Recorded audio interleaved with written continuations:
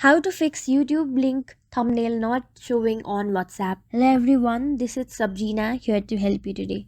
So without any further ado, let's get right into the video. So first step is go to settings, then go to apps.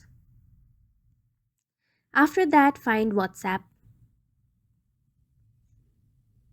Then go to its storage section and then tap on clear cache. Make sure you have the latest version of WhatsApp. To do so, go to Play Store and then search for WhatsApp. If there is an update, simply get the latest version and update it, and your problem should be fixed.